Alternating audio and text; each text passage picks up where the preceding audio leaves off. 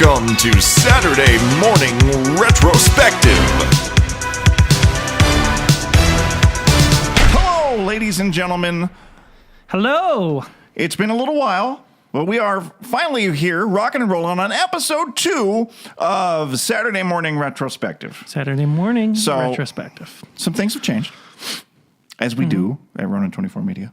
We change things. So the first episode we did, there was which you can get on all your favorite podcasting networks all over the place, was a retrospective where we sit down and we look at what Saturday Morning Retrospective is we look at a series from the past that had a cartoon or a toy line or something like that. And we, of course, retrospect our fucking dicks off. Yes.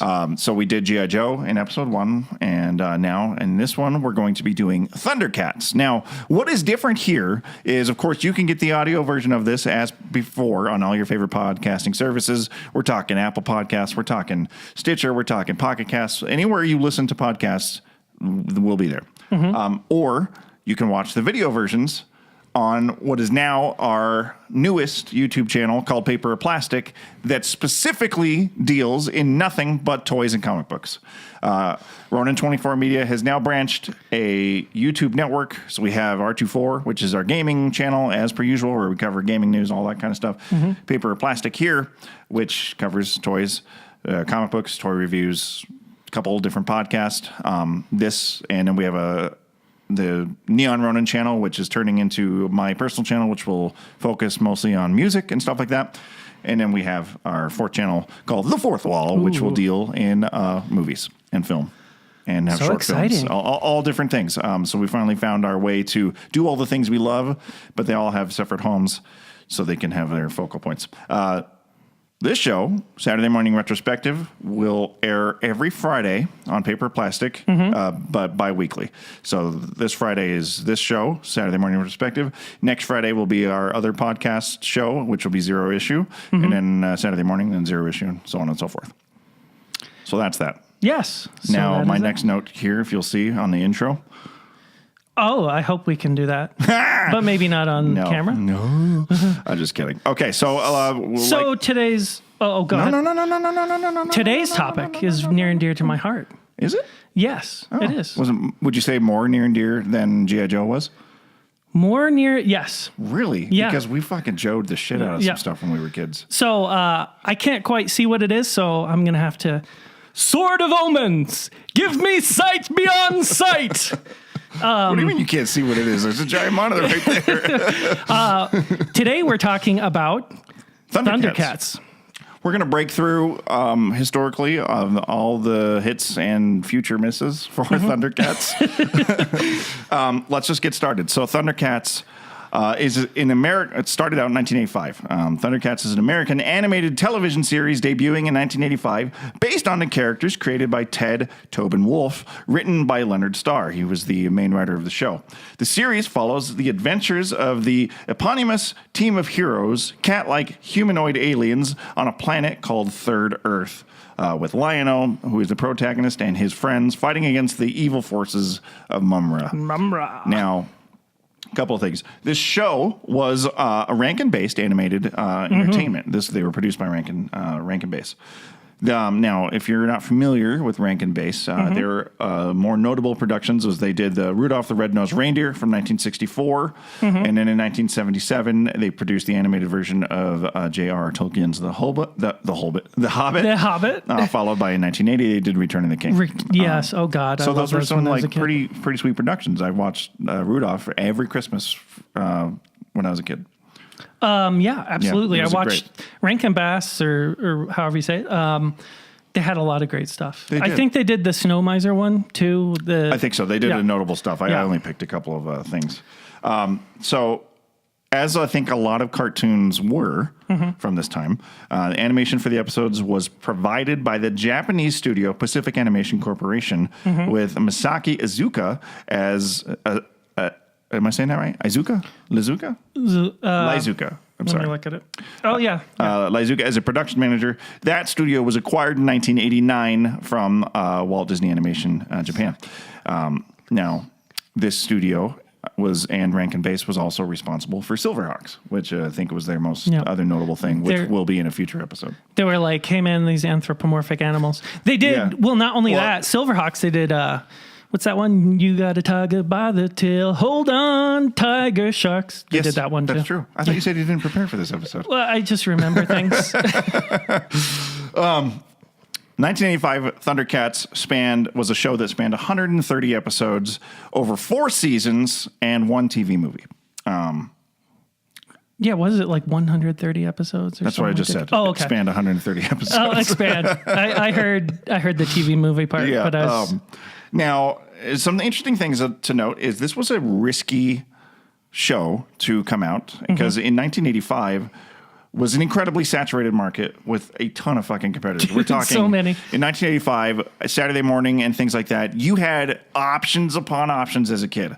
It was just a fucking time to be alive back then. You had, of course, ThunderCats that you could pick from. You had G.I. Joe, you had Transformers, you had Mask, Robotech, Centurions, GoBots, He-Man, Dungeons and Dragons, Care Bears. So many fucking shows to sit down and watch. It's a wonder that we ever had any time to fucking play with toys. we didn't. We were too busy. There was so many. No, I didn't watch like Centurions or I didn't watch Robotech. I know you liked Robotech, right? Yeah, I liked Robotech and Battle of the Planets too, which was Gotchaman.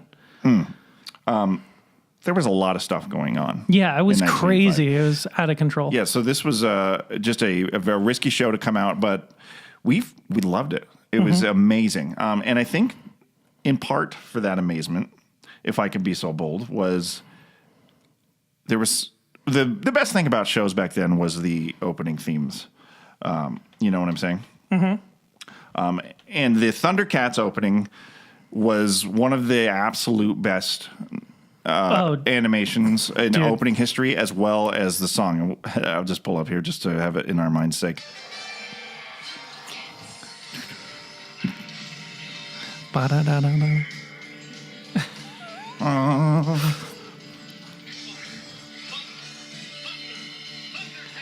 Oh, talk about sword of power. Man, look at it.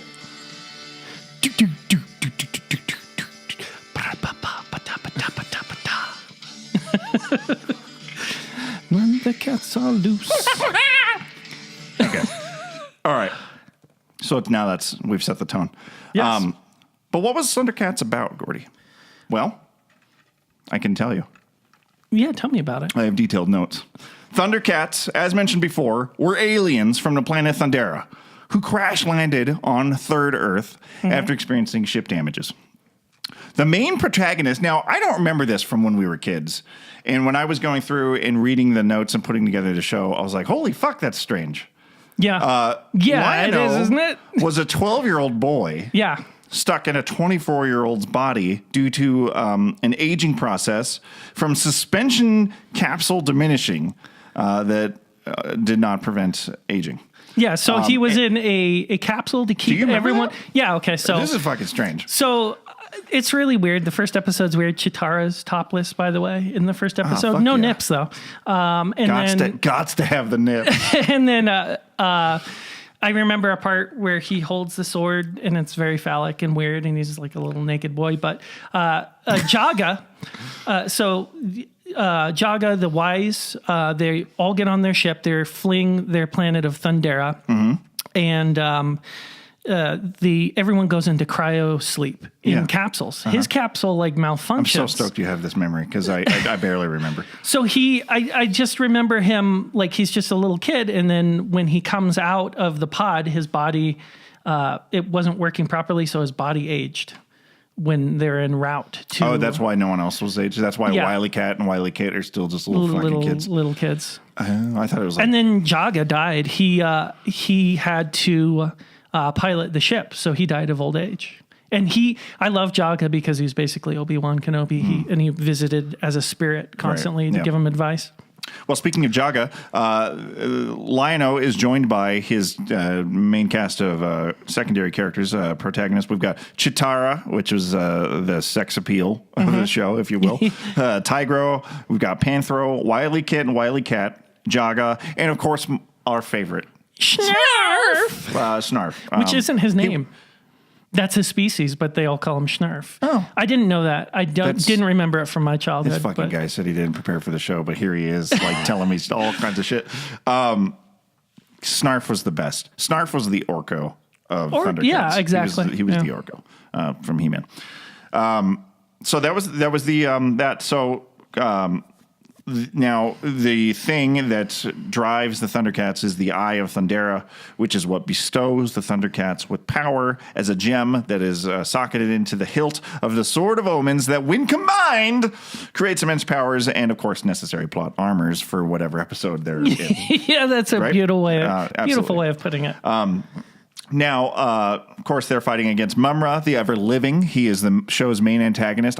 Mumm-ra was so fucking cool. Yeah. Goddamn, the enemies, the bad guys in 80s cartoons are just the best. Skeletor, Mumm-ra, all these characters had such iconic evil visages that were just so cool. Of course, they all suffered from the Skeletor syndrome of being bumbling fucks. But Skeletor had more of a backstory, I feel, at least in the comics. In the comics, Mumm-ra. I don't think his backstory was fleshed out in the shows. Yeah. I couldn't tell you about Mumm-ra's. Mumm-ra is evil. He's like, ancient spirits of evil. That's it. That's his backstory. And then he's got Slythe, and Slythe is the leader of the evil band of mutants that works with Mumm-ra or whatever, right? Yeah, he's like a derpy lizard guy. That's how I would put him. And he would always say Slythe or something like that. But he, not a remarkable character. My biggest memory of Slythe was not even when we were kids. It was 2006 when you and I thought, for whatever reason, it would be fun to take the pilot episode of ThunderCats and dub over it with different voices. Oh my God. And I don't remember what it was, but we were like ad-libbing. Yeah. So like we were just watching and recording, and then when he came on and he was like, bah, bah, and I was like, attack! And you had to be there. You're probably listening. And it's not funny to you, but it was funny then. Yes.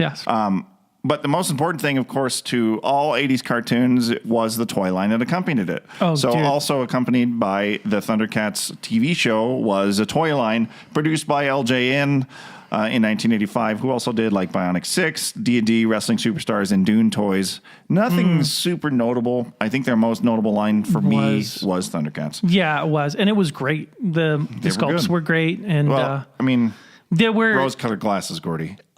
They weren't great sculpts, but for the 80s. For the 80s, for sure. It launched with 8 figures, 4 on the ThunderCat side with Lion-O, Panthro, Tigra, Chitara, and 4 on the villain side with Mumm-ra, and 3 sexy as fuck mutants.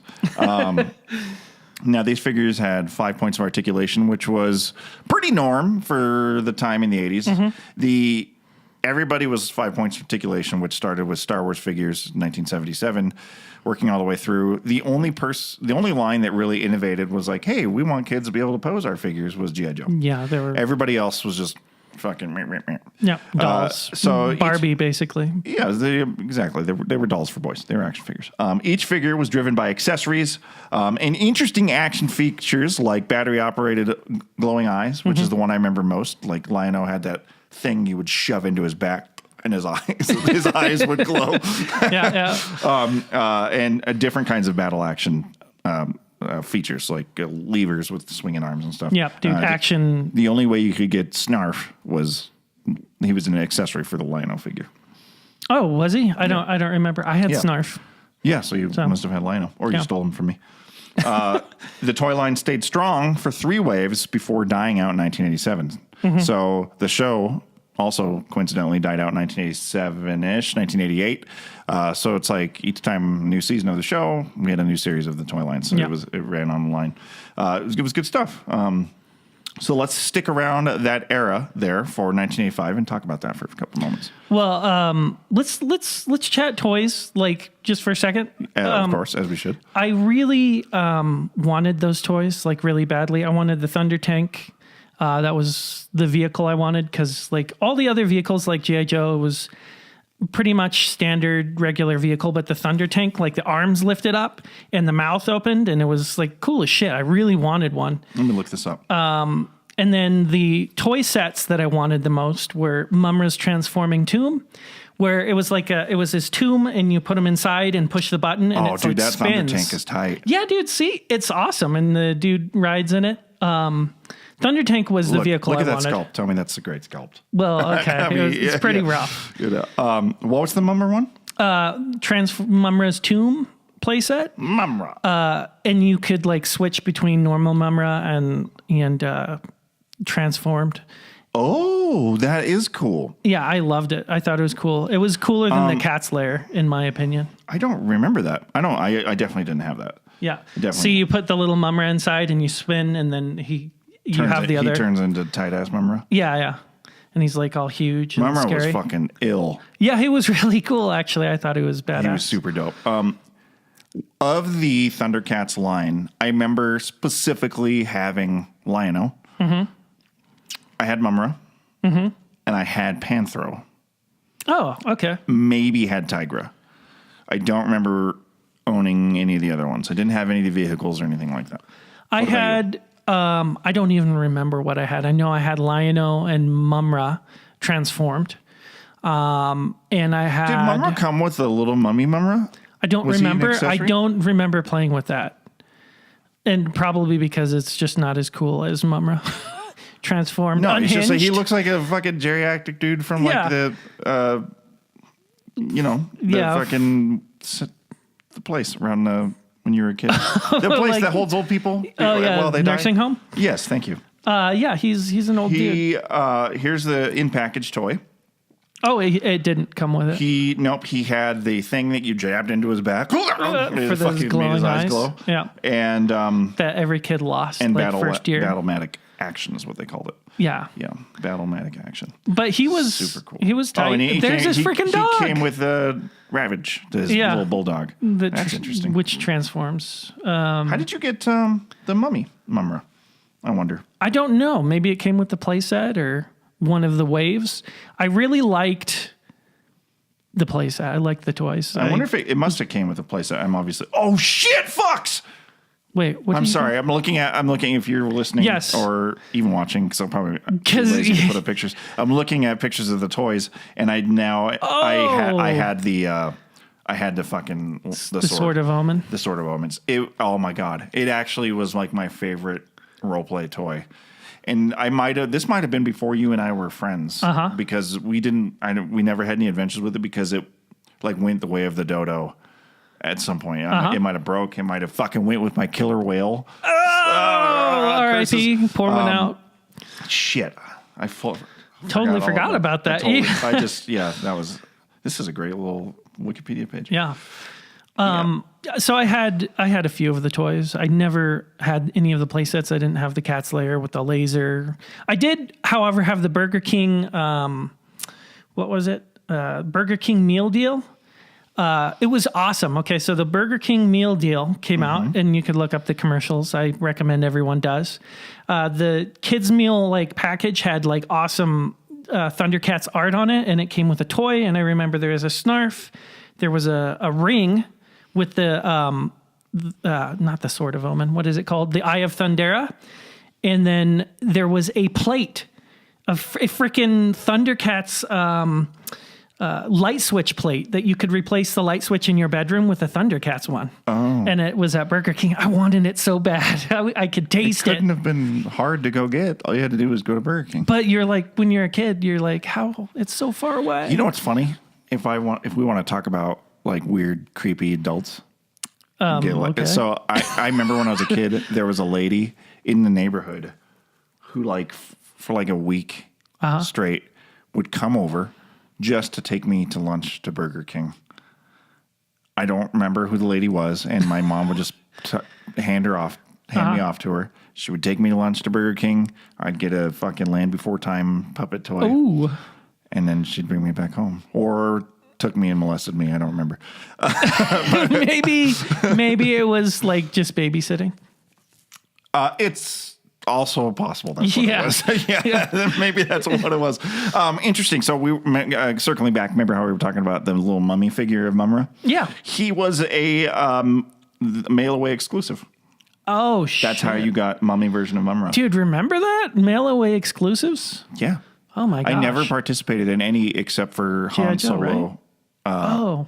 in 1995. Han Solo in Stormtrooper outfit. I fucking mailed away all of the proof of purchases things and got that. Nice. That's the only way you could get That's them. awesome. Yeah, so mumm-ra, mummy version of mumm-ra never came to the carded version like other figures in the toy line. This was the only figure in the line to be offered as a mail away exclusive.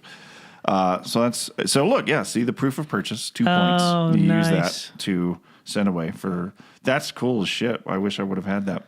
And here he is in his form that you would get. Oh, that's awesome. How cool is that? Dude, that would be cool. That would be hype as shit dicks. Cool. Awesome. So as you can tell, the toy line was very cool for us. Yeah. I don't remember us having a lot of adventures playing with them because I think it was I think you and I started hanging out, I think, in like 87, 88. Yeah. So the toy line was dead. Other toy lines were flourishing like G.I. Joe and shit like that. So I don't think we included the ThunderCats toys much in our Joe adventures. Yeah. But maybe we did. Maybe they weren't noticeable. I don't really remember. I'm sure that bits and pieces of the toys, like maybe the glove or something like that. Yeah, I also think that they like Panthro and Tigra, parts of Lino disappeared into the bowels of Snuggles' stomach. Yeah. I think.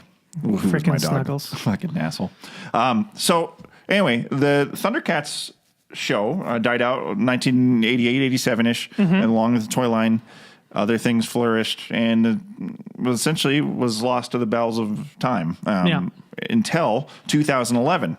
Now, this is a sad piece of ThunderCats history for me because 2011, ThunderCats was rebooted and developed for and aired on the Cartoon Network. This was a planned 52-episode show. They had a whole arc planned for 52 episodes and then end. Nothing more. They weren't going to beat it to fucking death. It was excellent. This show focused heavily on character development, themes, storylines, story arcs, and was just an excellently produced show. However, of the 52 episodes that were planned and maybe even produced, only 26 episodes of those 52 came to fruition, and the show was canceled after the first season, which lasted 26 episodes. It really, truly was an excellent reboot. It was full of seriousness, had a lot of dark themes, excellent violence. Character development was super cool. All of the characters were really cool. And not only that, but it was a gorgeously produced show. The animation was really cool. It looked very anime-inspired. Did you get a chance? Did you ever see it? Or did it I watched some of it. I don't remember it very well, strangely enough. It was really good. It was super good. It sucks. It died before it's... Accompanying the show, as cartoons have, there was a new toy line produced by Bandai. And they came out with 4-inch figures that were pretty posable that kind of were like G.I. Joe-ish, which was right up my alley because 4-inch figures are my bag of chips. Yeah, as you would say. The characters, of course, match the look of the show. And again, were underappreciated and gone far too soon. Once the show was canceled, the toy line was canceled. I never even got any of the toys. I remember just seeing them in the stores. I was like, those are sick. I'm going to pick some of those up. And I never did.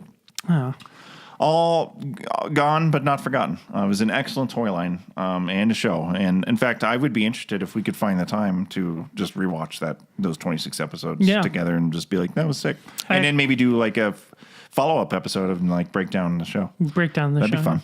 Yeah, I was on iTunes last night actually looking at the original series. Yeah. And because I want season 2 after frickin' Bengal and the other characters are introduced. 'Cause I hardly remember that. And it's like $10 for the original series. I can't imagine the newer 2011 is too expensive. We should look it up as soon as we're done shooting. I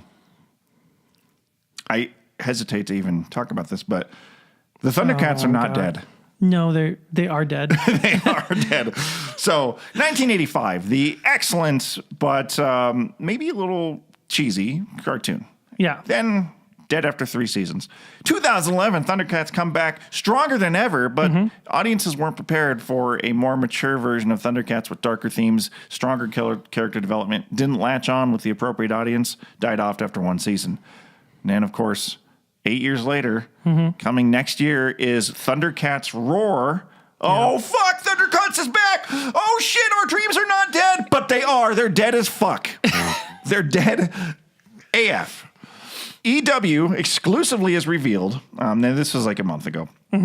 Entertainment Weekly revealed Warner Brothers Animation is bringing back the iconic cat-like aliens for a new animated series called ThunderCats Roar, which will debut on Cartoon Network in 2019. Showrunner Victor Courtwright is fucking your childhood to death with his stupid little top knot that perches on the top of his head, just floating around like a balloon. He says, and I quote, "I think that the world that they've built lends itself really well to comedy because of how silly and crazy and outlandish those ideas are and some of those settings are." So they're creating ThunderCats again. Did you add this note in? No, I didn't. Did I write that? Just not even thinking? Maybe it's just, that's funny. maybe it just appeared. So the show is going to look like Steven Universe with half-assed animation that cartoons have now, absurd fucking voice acting, and just weird comedic aimed at 3 and 4 year olds. I get we're not the target audience anymore. Yeah. The target audience was in 2011 when they rebooted the show. The problem is we let the series down by not watching and buying the merch. We probably were like, it's cool, I'm going to check that out. And we never got around to checking it out, therefore it died. And that probably happened with a great deal amount of the fans. We're like, that's fucking sick, I'm going to get around to checking that out. And we never did. So it died. And to punish us for that, they're giving us ThunderCats Roar, which I could not begin to hate this more. It looks so positively fucking garbage. Yeah. I want to, like, I'm having a hard hurt. time not, like, puking all over my stuff right here, right now. Here's the, can we talk about something deep for a second here? Please. Because it's painful to see. Yeah. So, if you watch any of these shows, Teen Titans and all Steven Universe, all these these cartoons, they're all comedies.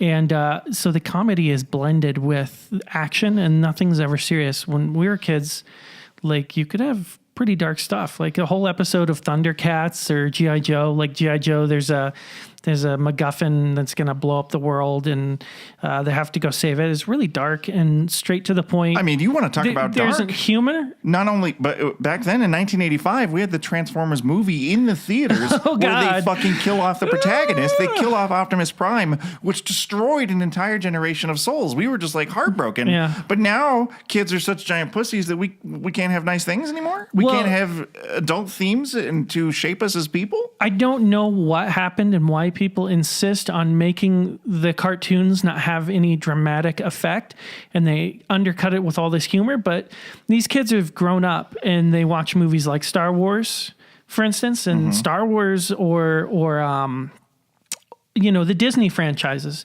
They undercut the drama with this humor. They cut it in, and it's like, come on, guys, everything doesn't have to be funny. Granted, I love Thor Ragnarok. I think it's an amazing movie. I laughed my ass off. It was appropriate because it's hard to take Thor seriously. So I thought that was a brilliant take. But, like The Last Jedi, the iron on the board and all that slapstick humor that really felt like Spaceballs, like a comedy. Let's separate these things out and stop giving our kids cancer. This horrible humor cancer. Ugh. Cancer. And so that's what we have here. We have this action franchise that had serious themes and family messages at the end, thanks to Ronald Reagan. And and it was cool. It was action, it was serious, and here we have it being castrated into this humor-filled nonsense. I like Dexter. I like Powerpuff Girls. I remember watching it with my nieces and nephews. But come on, guys, does everything have to follow this trend? It's sad. Yeah, it's a terrible thing. So I will not be supporting ThunderCats Roar. No. Of course, I can't hate something completely without watching it. Yeah. So I will watch the pilot and confirm my suspicions. Yeah. And then I will continue to rant about it on the internet. Yeah, yeah. As people do. Until it inevitably gets canceled because it's going to suck dick. Or all those kids are going to eat it up. The 5 and 6 year olds or whatever. Maybe. I hope not, though.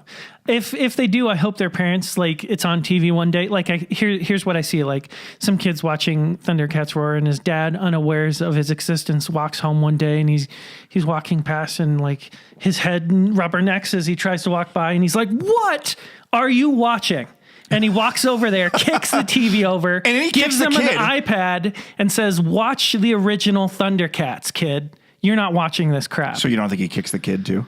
He might kick the kid for watching it, but yeah, that's how he turns off the TV. Is he kicks the kid's face into the power button on the TV? Yeah, and then he picks up the kid, wipes the blood off his nose, and he's like, "Let me turn you into a man and watch some real cartoons." I would be a terrible parent. Yes. So do you think that they're going to bring about a new toy line to accompany this? Because toy lines that accompany cartoons is effectively dead for the most part, because kids play on iPads. They're a digital generation.